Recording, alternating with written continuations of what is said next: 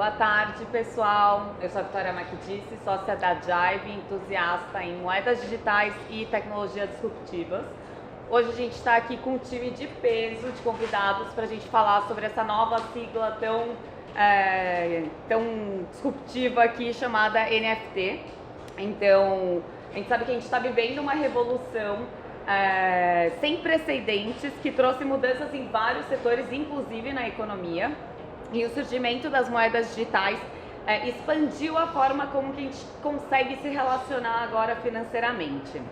Então, nessa linha aqui, eu acho que é legal a gente poder entender quais são as possibilidades que vai tornar aqui o mercado de artes ainda mais único, e não só ele, né? Vários outros mercados, mas eu acho que o foco aqui do bate-papo é trazer um pouco mais nessa linha do mercado de artes. Então, nesse primeiro bloco, a ideia é a gente falar um pouquinho, entender sobre os novos projetos que a gente vai ter aqui da IVE e da NFIT.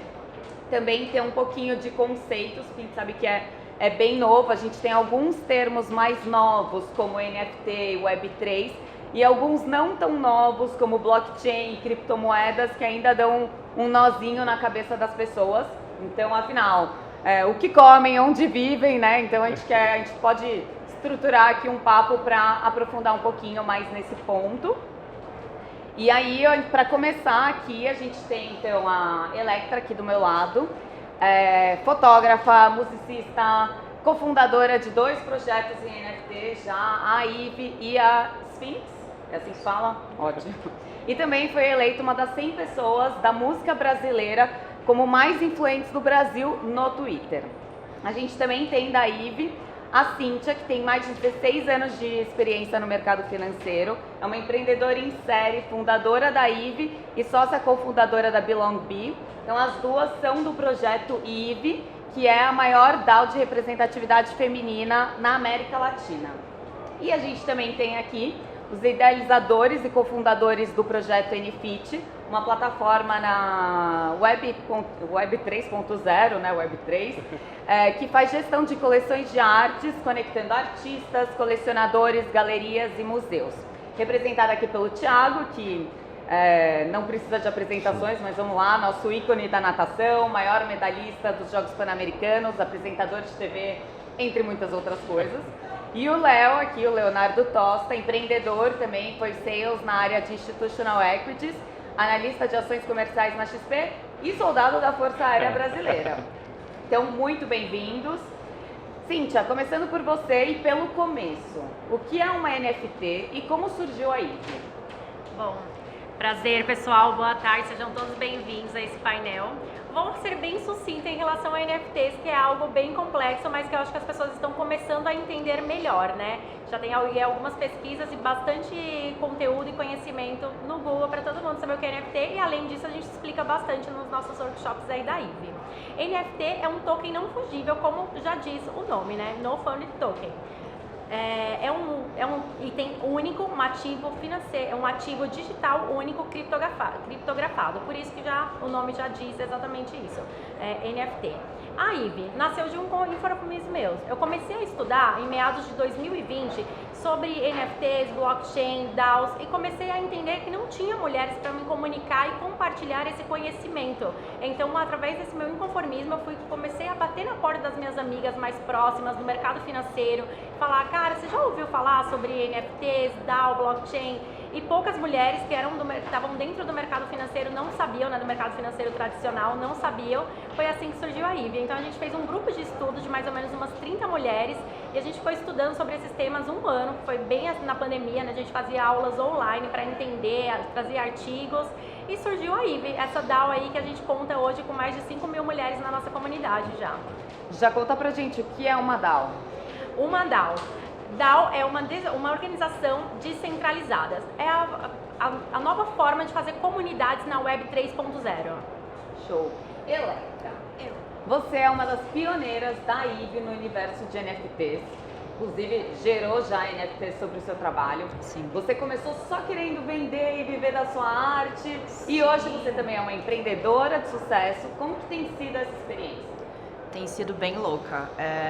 Quando eu comecei, vai fazer quase 2 anos que eu estou vendendo minhas fotografias como NFT. Quando eu comecei, eu não estava entendendo nada o que estava acontecendo, mas eu só fui. Comecei a estudar para poder entender melhor como que eu ia colocar as minhas fotografias lá, e eu me apaixonei por esse universo. Para mim fez total sentido tudo que eu estava fazendo e vivendo. Logo nos primeiros meses assim que as minhas fotos começaram a vender, eu falei, não quero fazer mais nada aqui na vida real, tipo, não quero mais fotografar ninguém, eu quero fazer as minhas coisas do jeito que eu gosto, colocar as fotos do jeito que eu gosto, criar. E aí, cara, bombou, assim, sabe? Hoje, o NFT, ele me trouxe coisas que eu nunca vou esquecer na minha vida, realizei sonhos.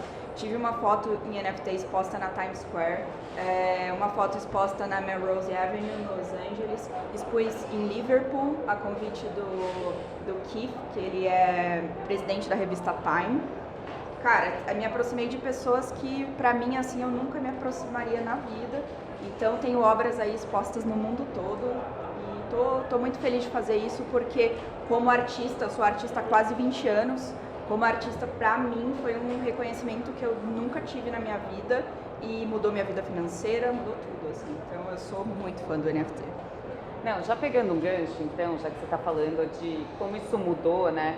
Como que você vê o crescimento da IVE e as verticais da música e arte para empoderar cada vez mais as mulheres no mundo de NFTs? Como você consegue trazer números pra gente? Tá, vamos lá. Primeiro, eu queria falar sobre as mulheres no NFT. Hoje, saiu dados, né, de que em 2 anos de vendas de NFT, as mulheres foram só 4%. Então, nós somos 4% nesse universo. É pouquíssimo, né? Tem que mudar. Quando eu comecei, eu não encontrava mulheres para falar sobre. E quando a Cíntia me convidou, foi quase um ano depois, quando a Cíntia me convidou, eu falei, meu Deus, é isso que eu quero outras mulheres para falar sobre, quero poder passar o que eu aprendi esse tempo todo lá dentro e estar com elas, né, que são mulheres muito incríveis. Para mim trouxe mais essa visão do business e de investimento.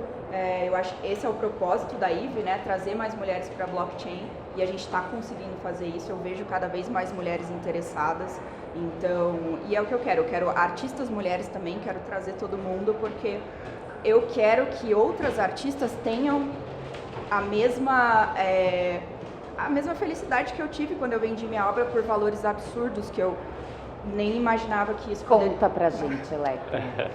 Hoje as minhas obras, o meu piso é $22 mil cada uma. E começou com quanto? Começou com, uns $200 ali, e foi subindo esse tempo todo. Então, uma foto, sabe? E tem pessoas que pagam por isso, tem pessoas que querem investir nisso, sabe? Eu sempre conto um caso muito interessante. Desculpa, eu vou bem rápido. Sempre conto um caso muito interessante, que eu vendi uma obra que foi exposta na Times Square. Depois eu fui atrás do colecionador, porque eu queria comprar a obra de volta, e ele não quis vender, entendeu? E não é porque ele queria revender, ele falou, eu não vou vender porque eu amo essa obra. Então, pra mim, isso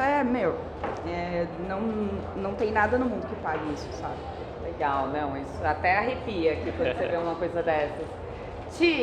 Thiago, manda. Qual foi a sua primeira conexão com NFTs? E desse primeiro contato até agora, o que mudou? Bom, esporte no meio? Não, tem esporte no meio de NFT, mas não a nossa.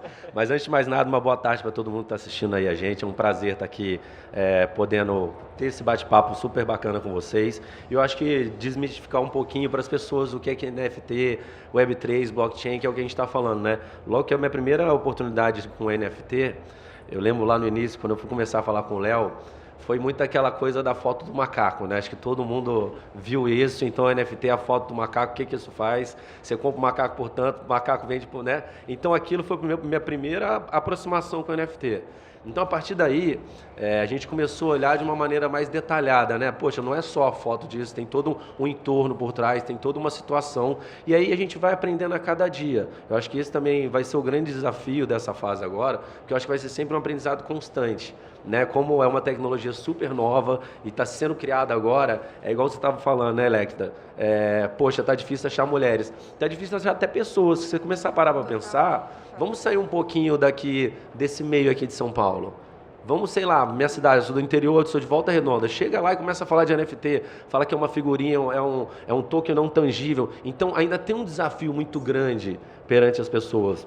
Realmente o que a gente começou a perceber é uma coisa muito maior do que uma figurinha, né? Isso aí que a gente começou a ver, pode resolver problemas de várias áreas, né? Eu acho que assim, hoje... Tem um propósito relacionado. Tem um propósito relacionado, acho que não só resolver um problema, mas também fazer com que as coisas fiquem mais fáceis e práticas, né? Então, acho que assim, esse vai ser o grande desafio do blockchain, a gente vai estar nesse aprendizado constante, e eu acho que foi isso que, do primeiro momento que eu tive com o NFT e até o final, hoje o que eu posso dizer, assim, ainda tem um mundo para ser descoberto, mas realmente ele é muito maior, né, para as pessoas até que estão em casa vendo a gente, do que apenas uma figurinha, né? Ela pode resolver um problema para várias áreas, assim como você falou, poxa, dos seus, do nosso que a gente está trazendo, que aí o Leozinho vai até explicar um pouquinho melhor qual que é o nosso objetivo, por que a gente está fazendo isso, por que a gente ter escolhido o mercado da arte também. Então, eu acho que isso ainda vai ser... A gente vai ter muita discussão para a gente conversar sobre esse assunto.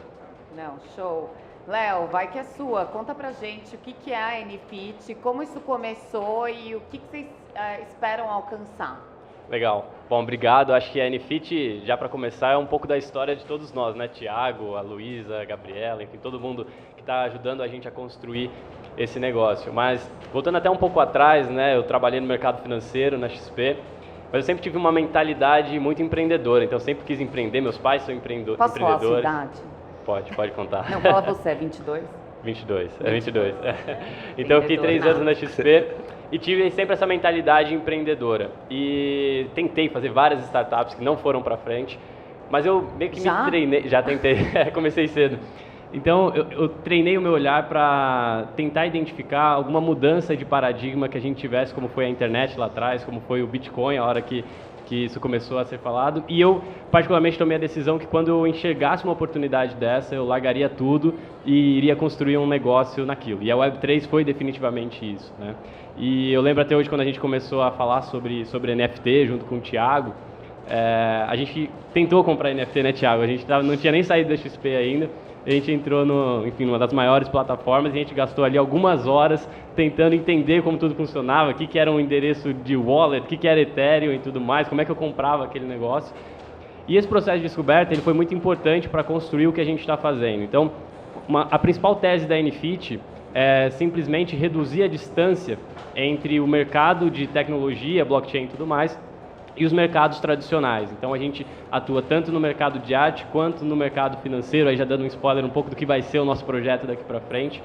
Mas a nossa eu posso contar um pouco só, mas a nossa tese, a gente começou com algo muito aspiracional, do tipo, precisamos criar algo novo, disruptivo, e ao mesmo tempo, quando a gente começou a conversar com pessoas do mercado, com pessoas de tecnologia, a gente entendeu que o segredo do nosso negócio, na verdade, estava em dar um passo para trás e entender para o que eu posso utilizar essa tecnologia. Então, a gente tem como mantra dentro da NFIT que não é criar por criar, mas sim criar soluções para problemas reais. Então, a gente identifica quais são esses problemas e usa a tecnologia para resolvê-los. Então, de forma muito resumida, a NFIT é uma plataforma que tem como principal objetivo manter viva a história da arte, né? A história da arte e da vida, ela é viva, ela muda todos os dias. Então a gente achou um sweet spot ali entre um SaaS e uma rede social, onde a gente conecta artistas, colecionadores, galeristas e museus.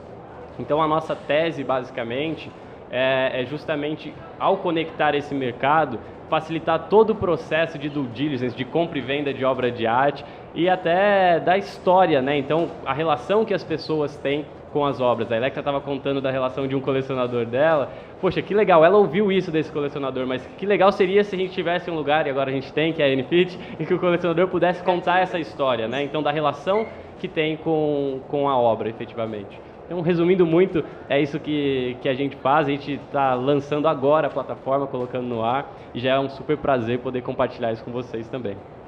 Bela oportunidade aqui para lançamento. Que legal.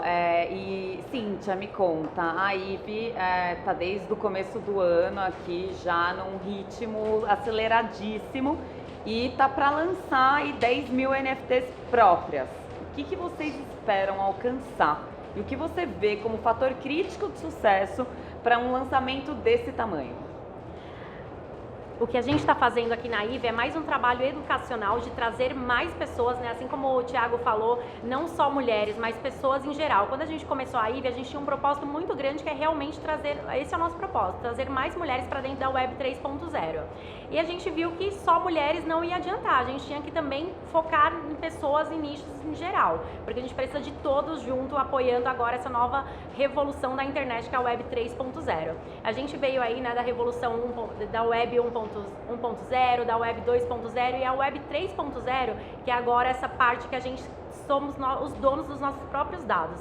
Então as pessoas elas têm que se conscientizar que agora não é mais as Big Data que estão com os nossos dados, somos nós. Então o maior propósito aqui da IVE está sendo educacional. Então além de ter a nossa coleção, que vão ser 10 mil NFTs, que vamos ter os holders aí com N benefícios exclusivos, o nosso roadmap está lá no nosso site com... Sim, a gente trabalhou muito em cima desse roadmap, pensando realmente o que é um benefício, tanto físico como digital. Como é que a gente consegue unir esse híbrido na Web 3.0? E o que a gente está querendo aqui é ter mais pessoas realmente conscientes do que esses dados são seus e que você pode sim ser o proprietário e expandir aí a sua mente, a sua consciência na realidade aí hiper aumentada do metaverso. Não, e conectando o que o Léo trouxe com o que você trouxe, né? Como que você define? A NFT é uma comunidade, né? Que você vai criar ali, que você vai permitir que tenham... Quem tiver uma NFT daquela comunidade vai ter acesso a determinados benefícios, que isso acaba sendo muito mais um marketing para atrair mais pessoas para você conseguir atingir o seu propósito, né? Então, no fim do dia, a IVE ela tem um propósito até filantrópico, né? Atingindo, vendendo essas 10 mil NFTs. Conta um pouquinho dessa pegada, como que vocês veem, como que vocês vão aplicar na prática essa parte mais filantrópica? Exato, a gente tem aqui na IVE, né, 3 pilares fundamentais que a gente fala pra gente que é o nosso dia a dia, é exatamente o bem feito que a gente tem que fazer, que é a parte de impacto social, filantropia, independência financeira e a parte de educação. Então, pensando em filantropia, a gente colocou ali na nossa DAO para as pessoas, nossos holders, voltarem quem são as ONGs que elas querem que a gente apoie. E a gente vai apoiar não só com a parte financeira do projeto, que é revendo uma parte da rentabilidade do projeto para essas ONGs, mas também com o nosso Smart Money que a gente tem aqui dessas mulheres co-founders. São 10 mulheres incríveis aí que estão dentro das melhores plataformas de tecnologia de marketing, empresas como a Hashtags, que é uma das parceiras também aqui da Jive, então a gente pode falar abertamente. Vai entrar no bloco 2 Vai entrar no bloco 2 aqui junto com a gente, a Beta Antunes. Então a gente também aproveita muito do intelecto que tem essas mulheres para a gente realmente disseminar a cultura do Web 3.0 aí, né, entre todas as comunidades. Não, legal. E até puxando um gancho de novo aqui para a NFIT, né, que vocês comentaram que você precisa resolver um problema, né, no fim do dia. Então isso conecta muito com a filosofia e metodologia usada no mercado de tecnologia, né, que quando você quer lançar um produto disruptivo, você precisa entender qual que é a dor do mercado, né. Então, vocês estão fazendo algum trabalho de discovery para entender qual que é essa dor para direcionar o projeto de vocês? Claro, acho uma excelente pergunta e até uma constatação, né?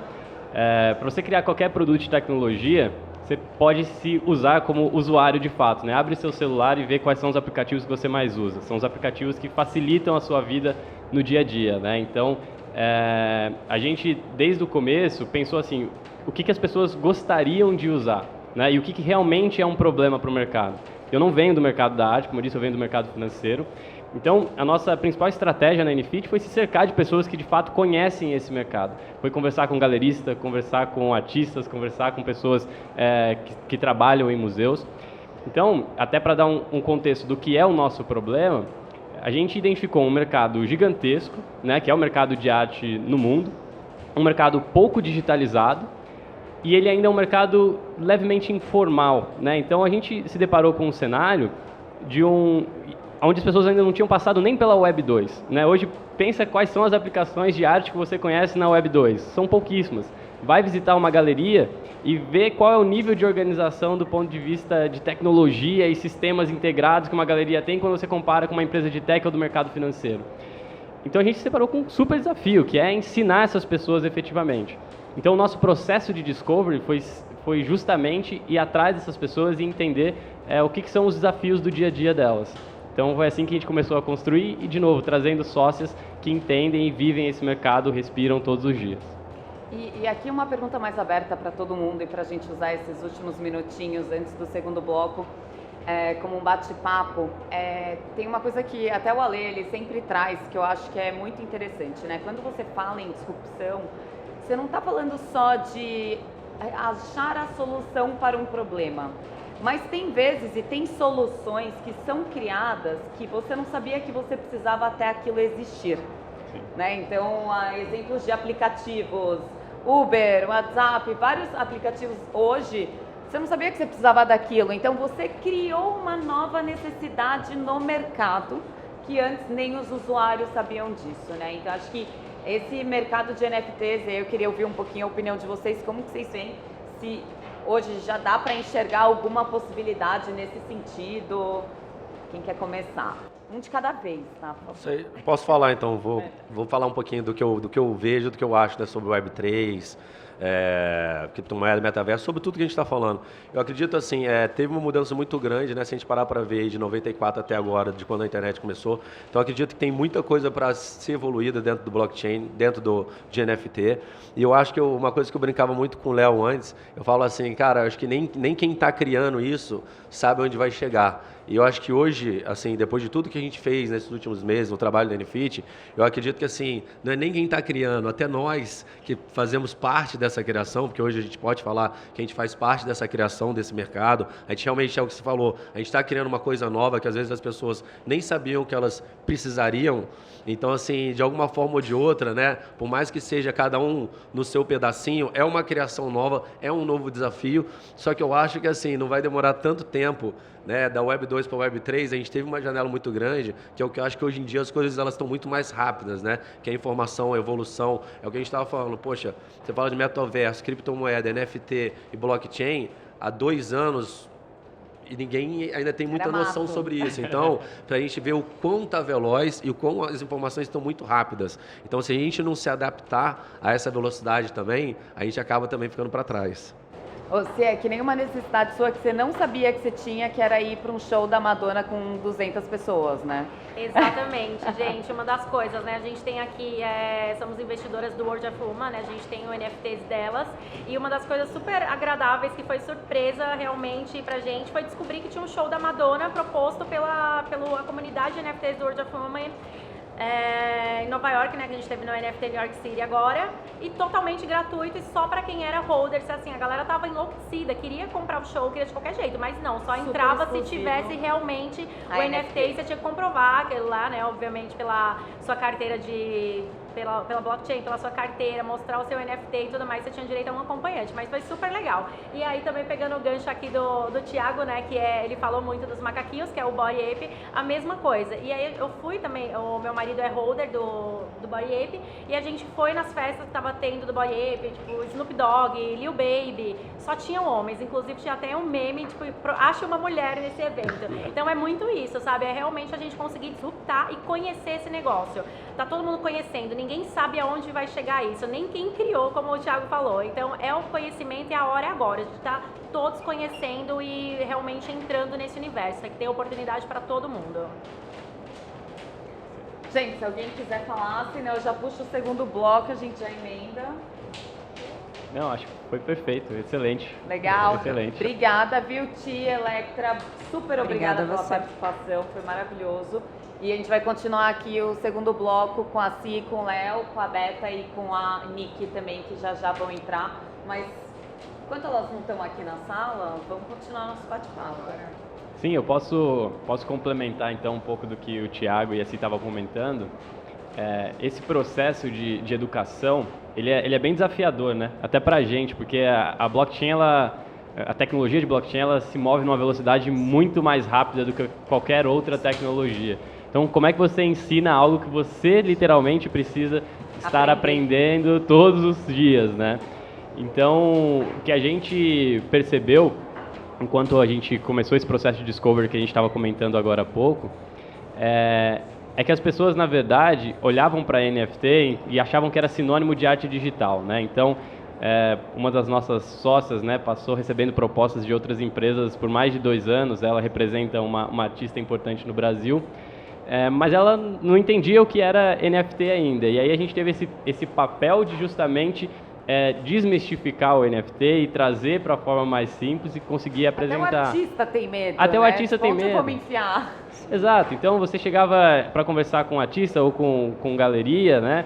E o que a gente escutou do mercado é que as pessoas chegavam e falavam para o artista: olha, você tem que ter uma NFT agora, né? Você tem que fazer a arte digital. Só que talvez esse não é o foco daquele artista, não é como ele acha que a arte dele precisa ser representada. Acho que a Electra pode falar com muito mais propriedade sobre isso. Então, é um processo nosso, de quem está criando um negócio em cima disso, de também tentar traduzir esse mundo da melhor forma para esses novos usuários, né? E se manter atualizado. É um universo muito legal, mas é um pouco assustador também, o tanto de informação que tem, o tanto de palavras estranhas e tudo mais, né? Então, eu acho que o artista precisa estar... Você é corajosa, Electra, mas você deve conhecer um monte de artista. Como é que eles veem isso? Muito. Conheço muitos artistas, muitos amigos vieram perguntar pra mim como é que funciona. E é difícil explicar, sabe, todo o processo, assim, é bem difícil, é bem assustador, mas é incrível. Quando você para entender essa tecnologia, você percebe o quão incrível ela é e, tipo, é um oceano cara, azul. E tá só começando, sabe, tá só começando. Ela vai atingir coisas que a gente, daqui a alguns 2 anos, assim, vai entender que é um absurdo, entendeu? E eu acho que é o futuro, né? É o futuro. Se as pessoas não quiserem entrar nisso agora, se os artistas não tentarem fazer essa transição agora, vai acabar ficando para trás. Olha, a gente só falou de coisa bonita agora, então eu queria chamar a mulherada da Hashtags aqui para poder falar um pouquinho dos anseios de paradigmas e de insegurança jurídica pela falta de regulamentação que a gente ainda vê no mundo das NFTs. Obrigada de novo, Thiago. Obrigado a vocês. Obrigada. Até a próxima. Até. Então, nesse bloco aqui, eu já convido mais 2 super convidadas de peso da maior gestora de criptos da América Latina. Então, aqui do meu lado está a Roberta Antunes, que é sócia e Chief of Growth na Hashdex. Teve uma passagem pela B2W, foi difícil resumir a sua bio, viu? Cofundadora de um dos primeiros unicórnios brasileiros, o Hotel Urbano, e da IVE NFT também. E a Nicole, também aqui na minha frente, é Global Head of Legal e Compliance na Hashdex, advogada com mais de 20 anos de experiência, atuou na parte regulatória em instituições financeiras e na advocacia privada, cofundadora da Compliacit, que é um software premiado de gestão de compliance, e nesse ano também foi nomeada entre as 50 mulheres de impacto na América Latina pela Bloomberg Linea. Show, sejam bem-vindas. Bom, aqui meninas, queria começar por você, Nicole. Apesar da regulamentação ainda ser incipiente no mundo, como que reduz o risco para o investidor e como que ele pode se preparar para isso? Maravilha, pergunta de milhões, Vicky. É um prazer estar aqui com vocês. Vai que é sua. Estou muito feliz de estar aqui. Obrigada, Jaive, obrigada a você, Juliana. É muito legal falar sobre esse assunto que a gente adora, né? A Beta é minha inspiração para falar de NFT. De fato, a gente ainda não tem uma regulamentação e o mundo inteiro está se debruçando sobre isso, né, para os ativos digitais como um todo. Então, a gente está aí num momento de muito burburinho regulatório, né, no Brasil, na Europa, nos Estados Unidos. E as NFTs, num primeiro momento, estão fora dessa regulamentação que está sendo discutida no mundo, né? Então, eu acho, assim, Vicky, que isso é normal, porque a regulação, ela sempre está um passo atrás da tecnologia, né? Então, agora a gente está começando a olhar como regular os ativos digitais que já surgiram há 8 anos atrás, 9 anos atrás. Então, assim, e a NFT foi uma segunda fase disso. Então, a gente, na regulação, está sempre correndo um pouco atrás, o que é muito bom, porque o regulador não consegue regular alguma coisa que ele não conhece, né? Então, se o mercado está descobrindo o que é um NFT agora, quais são as inúmeras funções que uma NFT pode ter, as inúmeras facetas, né, quem é o regulador para impor uma regulação. Então, acho que isso é positivo. Por um outro lado, isso gera, como você falou, alguns riscos e algumas inseguranças, não só para os investidores, mas para todos os players de uma forma geral, que ainda não sabem exatamente o que eles são obrigados a fazer, até onde eles podem ir. Então, o lado bonito disso é que isso gera espaço para uma regulação comunitária, para uma autorregulação, para a própria indústria impor circunstâncias, né, que ela entende que seriam, que poderiam trazer mais fortalecimento para os investidores, né? Então, entrando já no ponto mais importante aí da resposta, né? Dado que não existe uma regulação, então os marketplaces, né, não são obrigados, por exemplo, a ter controles de impedir fraudes, plágio, roubos, hackers, eles não são obrigados, mas os investidores começam a demandar isso, né? Porque começa a haver incidentes com plágio, com hackers e como você não tem uma proteção regulatória, se espera que as plataformas, de alguma maneira, sejam rápidas para bloquear criminosos que foram reportados, para ter screenings contra plágio, né? Seja de uma outra NFT, seja de uma arte real, né? Então, eu acho que os investidores estão demandando isso. O que fica é que é muito importante a gente, dado que não tem regulação e as best practices estão surgindo, o investidor precisa se empoderar e fazer uma diligência bem profunda naquilo que ele está comprando, e isso para qualquer coisa, né? Ninguém compra um ativo sem fazer uma diligência, isso na arte comum você precisa entender. Então, acho que a gente podia abrir diligência em duas partes, a diligência no que tange a arte em si e a NFT que você está comprando, e aí principalmente se você tem um viés de investimento, se você está querendo comprar barato para vender caro, você precisa olhar o histórico de negociação, qual é o floor price, qual é a liquidez, quais foram as movimentações, né, que fizeram, se aquela NFT é da coleção que você imagina, porque pode ser uma coleção parecida, mas que não é do mesmo autor, que não está lá com a autenticação, né? Rolou isso no caso famoso lá do Bored Ape, entendeu? Porque foram anunciados NFTs de uma coleção muito semelhante que não era original, e muita gente pode ter comprado aquilo ali achando que estava comprando a coleção original, até se dando bem porque era muito mais barato. Então você precisa fazer uma diligência e entender qual que é, né, tipo, todas essas coisas que eu falei, liquidez, volume, ranking de raridade, isso relacionado à arte. E relacionado à custódia, onde é que você vai guardar? Né? Quando você tem uma arte física na tua casa, você guarda o quê? Num cofre? Você não vai dar a chave para qualquer um. E no mundo digital, a mesma coisa. Onde é que você vai guardar? Você confia no seu custodiante? É muito legal você ter uma chave física também, um ledger, alguma coisa que você possa plugar e não depender só porque tem muito hacker no mundo, no hot wallet, né? No mundo virtual. Então é importante você ter uma custódia física também atrelada.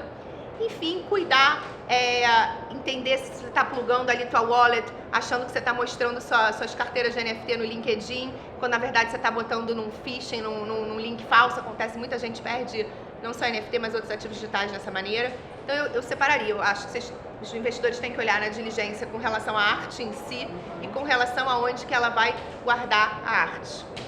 Falei Legal. bastante coisa, espero Acho ter que ajudado aí. Deu bastante lição de casa para os investidores. Roberta, falando um pouco da relação entre NFTs e criptomoedas. Como esses dois mercados se impactam e como as criptos se desenvolvem para atender melhor os mercados de NFTs? Legal, Vi. Essa pergunta é super interessante, assim, né? Eu escuto muito. O que é o NFT? Qual a diferença entre blockchain e criptoativo? O NFT, ele é um ativo digital.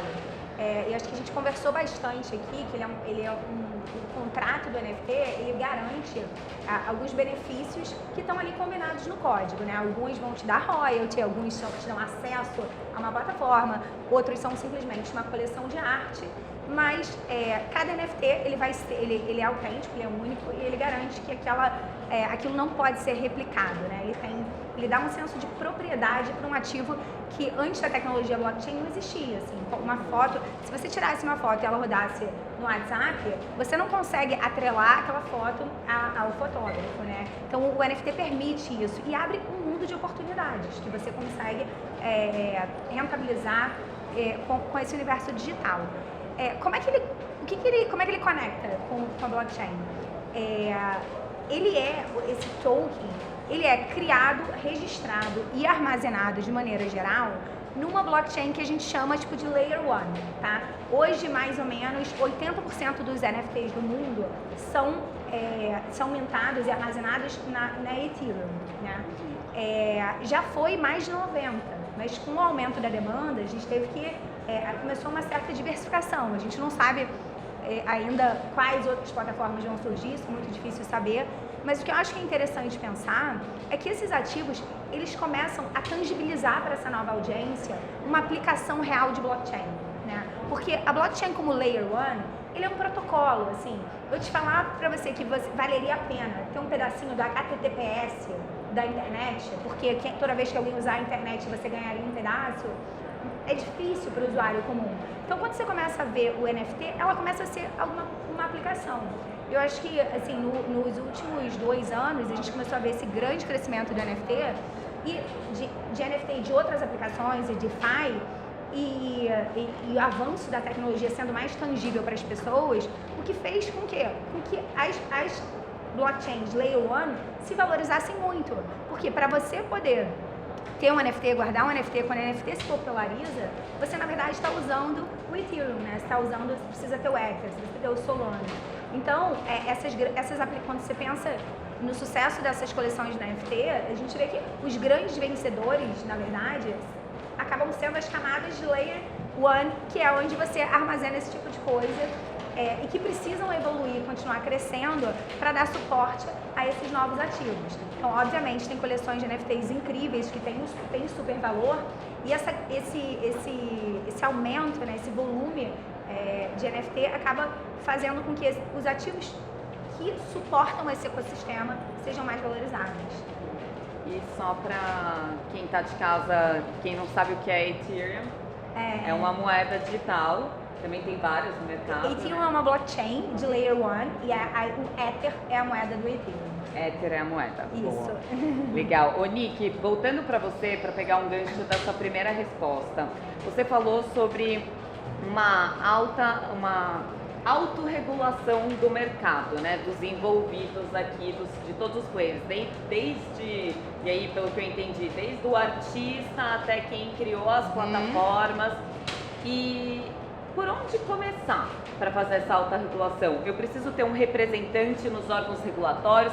Como que esses players se juntam para isso, né? Porque a gente sabe que também tem muitos players aí que são fake, que estão se aproveitando dessa onda. Sim. Mas tem muita gente séria também. Então, como se identificar e de fato começar essa autorregulação? Não sei se você tem essa resposta. Perfeito. Não, eu acho, claro, gente, são reflexões, né? Eu acho que, assim, o primeiro caminho que eu vejo não é exatamente ir lá bater na porta do legislador, até porque você vê até para o nosso marco de cripto, que é uma lei que vai regular basicamente as VASPs, que são as prestadoras de serviços digital, né? Ainda tá confuso, a gente espera que saia esse ano, mas nem isso tem certeza. Então, eu acho que no caso das NFTs é muito mais a gente se voltar nos marketplaces, né? Então, entender as marketplaces, se elas, algumas delas vão querer ter controles, por exemplo, para fazer cadastro, para saber quem são as pessoas que estão, porque tudo começa com a marketplace entender quem são as pessoas que estão transacionando ali, para eventualmente, e ter controle para eventualmente bloquear uma NFT que tenha sido maculada, porque você consegue, né, uma pessoa que foi roubada, por exemplo, um dos casos que ficaram famosos assim, uma pessoa que foi roubada, ela conseguiu rastrear o endereço público que foi para a carteira que foi roubada, a NFT dela, comunicou à plataforma e a plataforma demorou para agir. Então, eu acho que a regulação... Porque apesar de ser muito transparente esse mundo, né, você vê quanto cada pessoa tem na carteira, você pode ser anônimo também, né? Exatamente, esse é o pseudônimo, você sabe o endereço, mas você não sabe quem é que está por trás. Mas, por exemplo, se o marketplace quiser agir e tiver como, ele consegue bloquear tanto endereços que foram reportados, quanto a própria NFT roubada, que ela, na própria Ethereum Foundation, fica marcado como uma NFT maculada, né? Para que ela não fique circulando, e isso, obviamente, tira o incentivo dos criminosos. Então, eu acho que, tal como as VASPs, que são as prestadoras de serviços de ativo digital, o marketplace é muito semelhante, né? Tá nessa função de juntar comprador com vendedor, né? Ele é um intermediário do mercado de NFT. Então, eu acho que a autorregulação, ela se desenvolve através da marketplace. E vai ter marketplace que é completamente descentralizado, que é só o DeFi, é uma tecnologia descentralizada, e ele declaradamente não tem controles, porque eles são self-service e entendem que não faz parte do trabalho deles regular e entrar no mercado, então é completamente neutro. E é claro que isso também isso vai gerar mais incentivo econômico, porque se a plataforma ganha, sei lá, 2,5% de cada venda, ela não vai ter interesse em bloquear, né, ela ganha em qualquer ponta de compra e venda. Então, o que se tem é uma discussão assim, até onde as plataformas querem ter controles, e algumas, por exemplo, a principal OpenSea está desenvolvendo controles, porque não obstante ela não ser obrigada, as vítimas que já tiveram problemas estão indo em cima da plataforma, porque espera-se, as pessoas querem ter segurança na sua negociação, né? Muito se fala contra a regulação, mas também se a gente lembrar do mercado de capitais quando ele não era regulado, era um Deus da cuda, também ninguém queria operar. Então, a gente tem esses dois freios e contrapesos. Então, o fato é que a OpenSea, por exemplo, está desenvolvendo controles, tanto para fazer um screen contra plágio, né, que é um dos principais problemas que eles enfrentam, quanto para bloquear NFTs e marcar as NFTs que foram roubadas e os endereços. Então, assim, voluntariamente, eles poderiam adotar uma postura e falar assim, não, a gente é self-service, não atuamos, mas eu acho que o próprio mercado cobra uma postura, né? E aí quem não quer controle, quem fala assim, não, eu não me incomodo, eu acho que é livre mercado, não tem problema se eu estou vendendo para um criminoso, eu quero o melhor preço, enfim, não sei quem pensa assim, mas pode ter gente, vai operar numa tecnologia que declaradamente não se envolva na transação. Então eu acho que a gente tem essas opções, são opções no final das contas que os marketplaces, os seus founders e os seus dirigentes vão ter que fazer. Se eu puder acrescentar uma coisa que acho que a Nick falou super bem, quando a gente fala de regular blockchain, assim, você não consegue regular a blockchain, né? O que você regula, o que é possível de regulação é o acesso, né? Então você consegue regular exchanges, a Coinbase é uma exchange regulada nos Estados Unidos, inclusive listada na bolsa. Então como é que você regula o acesso, que você obriga que essas exchanges façam o KYC? Por exemplo, a Hashdex, por exemplo, é uma gestora regulada. Então, a gente não pode comprar em exchange que não tenha KYC, porque é a maneira que a gente consegue garantir que as criptos que existem no fundo não passaram por lavagem de dinheiro, que não passaram por nenhum crime. Então, você regula essas pontas de acesso e aí você garante uma transação mais limpa, né? Você garante que... E nesse ponto, Beta, excelente. E assim, então, e nas NFTs isso também está acontecendo. Por exemplo, eu li que a BitGo, ela tem nível de custódia institucional, por exemplo, a Hashdex poderia tem até no caso, custódia com a BitGo, ela vai entrar para fazer custódia de NFT também, começando o primeiro movimento de custódia adicional para NFT. Então isso mostra que as pessoas querem entrar no mercado com segurança, né? Você ter um local seguro para... E eu acho que aos poucos, assim, a própria pressão do mercado, eu citei o caso da OpenSea que sofreu, acho que vem sofrendo com muita demanda por problemas que tiveram na plataforma, né? No campo privado e no campo regulatório, né? Porque também estão enfrentando ações da SEC contra algumas pessoas físicas que estão sendo acusadas de insider trading, por exemplo, que é algo muito típico do nosso mercado de valores imobiliários. Está tendo um primeiro caso nos Estados Unidos de um project manager da OpenSea que usou informações privilegiadas porque ele sabia que ia subir com destaque, ele comprava NFT, colocava na vitrine e a SEC falou assim, tá, não é valor imobiliário, mas é o mesmo mecanismo, você está lesando terceiros investidores. E aí eles começaram também uma fiscalização maior do que só essa ação específica para entender se algumas NFTs se assemelham a um valor mobiliário, que apesar de ser um bem de direito que representa, né, então, como eu falei, em tese, as regulações ao longo do mundo não estão regulando a NFT. Mas a SEC já olhou e falou assim, bom, mas tem cheiro de... Tem carinha de pato... Tem alguma coisa parecida pra tentar... Eu vou olhar se não é parecido ali na substância, porque eu sei que a forma é outra coisa. Mas, assim, então, eles estão investigando. Então, está surgindo um movimento regulatório também para entender se precisa trazer mais regulação para o mercado de NFT. Acho que acaba virando um paradigma também, né? Junto com a educação, que a gente tem ainda muito para fomentar, para trazer mais pessoas, tem essa questão de esperar estar mais regulamentado para poder entrar de fato de forma até mais agressiva nesse tipo de investimento. E trazendo aqui Léo e Beta, vocês que estão aí com um projeto em andamento, eu vou fazer um pouco da advogada do diabo aqui, vai, isso não estava no script. Vocês levaram um tempo para lançar os projetos, né? Então teve um super estudo e pensando que isso é disruptivo, tem tudo a ver com tecnologia, pegando um princípio básico da tecnologia do MVP, não parece que vocês seguiram muito o MVP. Por que isso? Quais foram as preocupações de vocês em, de fato, lançar isso? Então, um de cada vez também, pessoal. Legal, posso começar respondendo? Eu acho que primeiro é função básica do empreendedor entender o terreno que ele está atuando no final do dia, né? Então, principalmente com toda essa corrida regulatória que existe no mundo, né, que as meninas estavam comentando agora, você lançar algo sem ter certeza do que você está fazendo, ou minimamente entender os caminhos que você vai construir, pode ser perigoso no final do dia, né? Você pode lesar o seu cliente, você pode ter um problema jurídico. Então, no caso da NFIT especificamente, a gente procurou entender, primeiro, por conta do mercado que a gente atua, né? O mercado de arte física é, de fato, um dos maiores veículos, talvez, de lavagem de dinheiro no mundo. Isso é uma realidade. Então, a gente sempre prefere olhar os problemas, entender e saber que eles existem, né?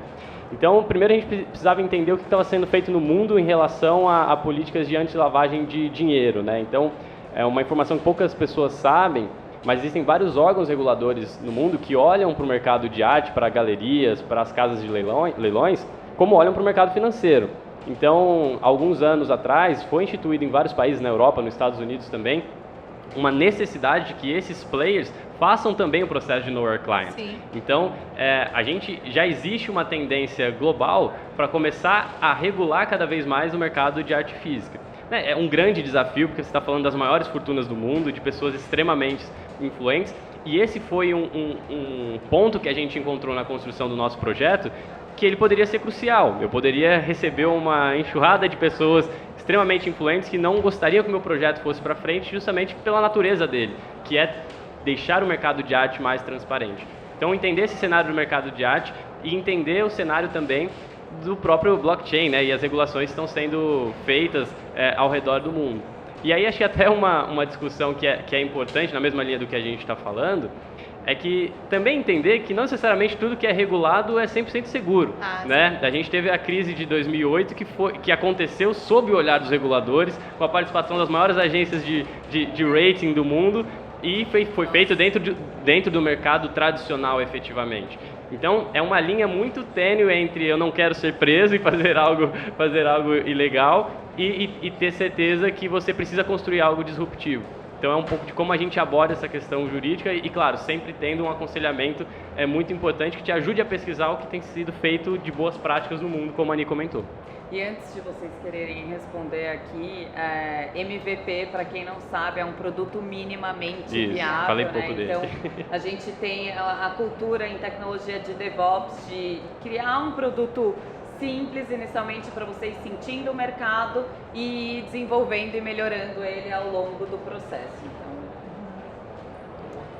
Legal.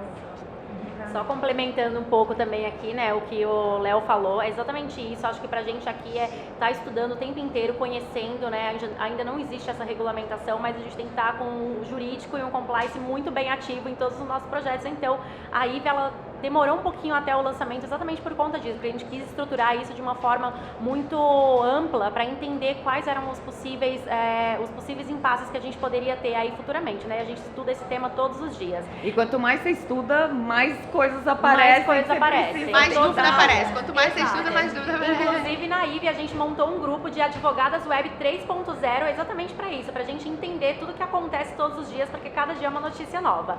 Também aproveitando aqui... Preciso estar nesse grupo. Por favor. favor, já está já está feito o convite. Pegando um gancho um pouco do que a Nick também falou aqui sobre o plágio, né, gente? As pessoas acham, e aí vendo muito a parte do social, né, do status social. A pessoa acha que só porque ela printou a foto, ela colocou na rede social dela, no perfil, uma NFT, quer dizer que aquilo ali tá válido e tá verificado. Não. Inclusive as redes sociais, o Twitter já tem isso, eles já estão verificando através de conexão com a wallet se realmente aquele NFT é seu ou não, e eles derrubam o perfil agora. E as outras redes sociais aí já tá rolando, Estados Unidos aí, os outros players com a verificação de wallet. Isso é bem bacana porque começa a regular um pouco até nas redes sociais.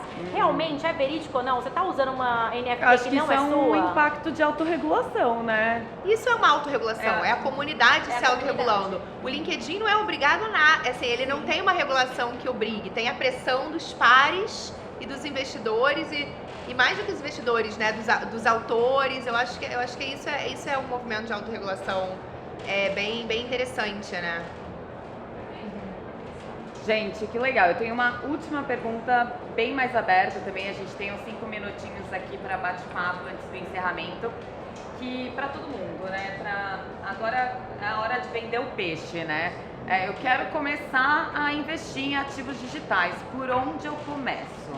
Por onde eu começo com a IVE, com a NFIT? Eu não sei se já tem algum canal assim que a gente possa começar, mas se não tiver também, a gente vai acompanhando nas redes sociais e tendo as informações aí para se atualizar mais para frente.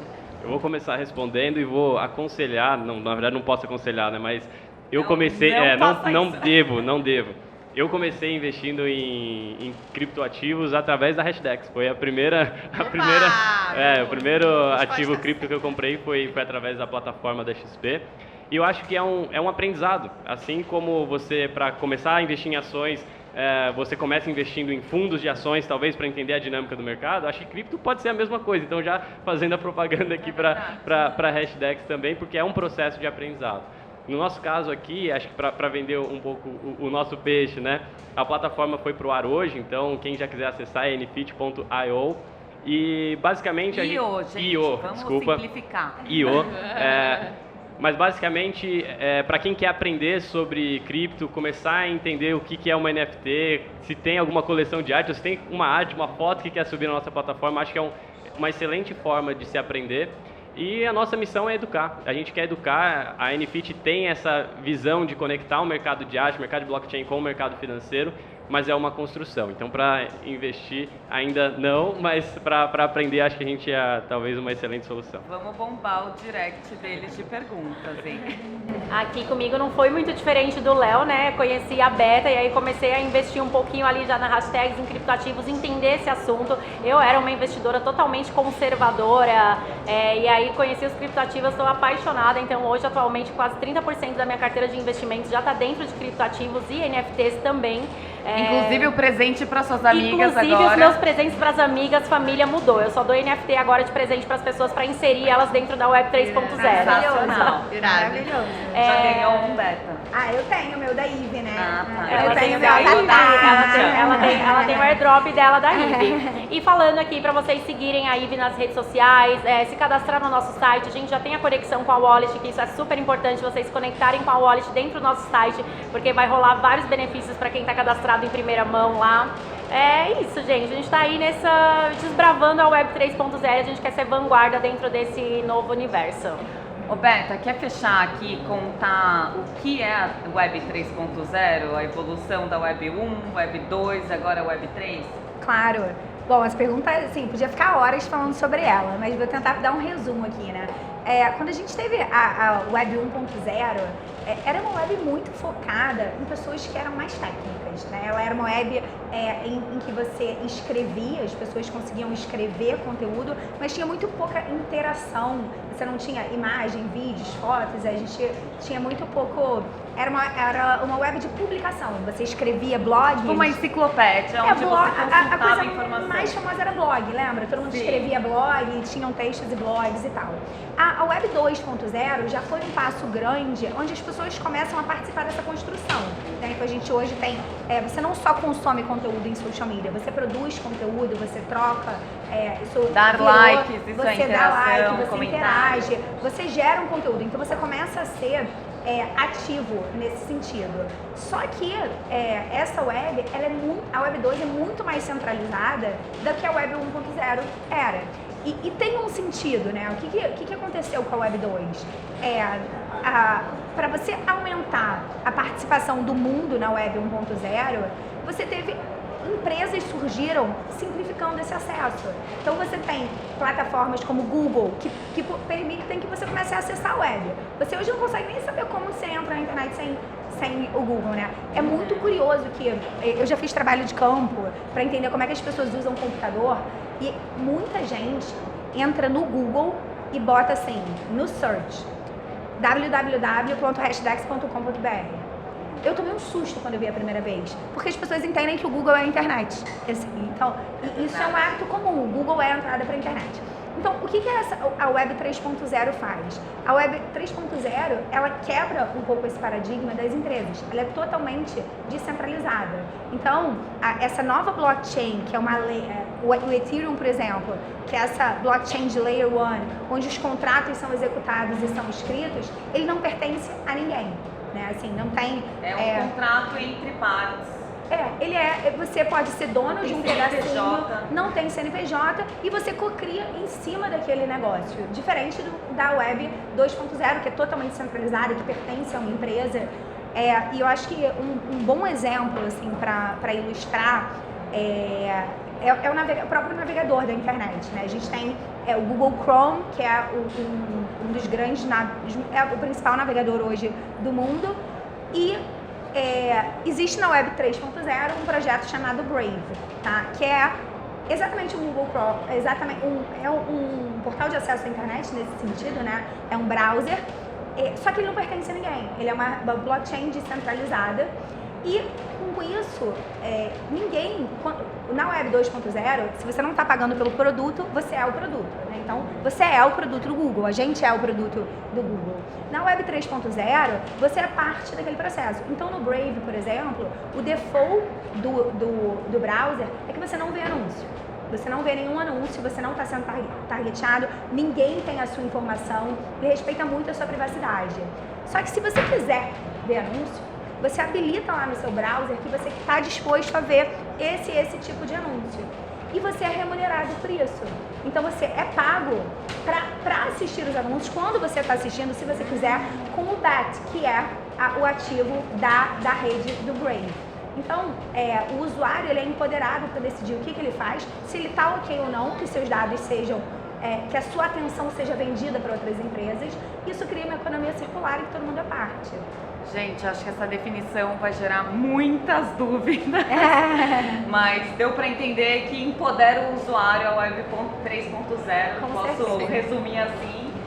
Gente, super obrigada, foi muito rico e eu espero que a gente tenha vários próximos papos aqui pela frente. Sucesso aí na NFIT, mais sucesso ainda na IVE e é isso aí. Obrigada, pessoal. Obrigada. Obrigada.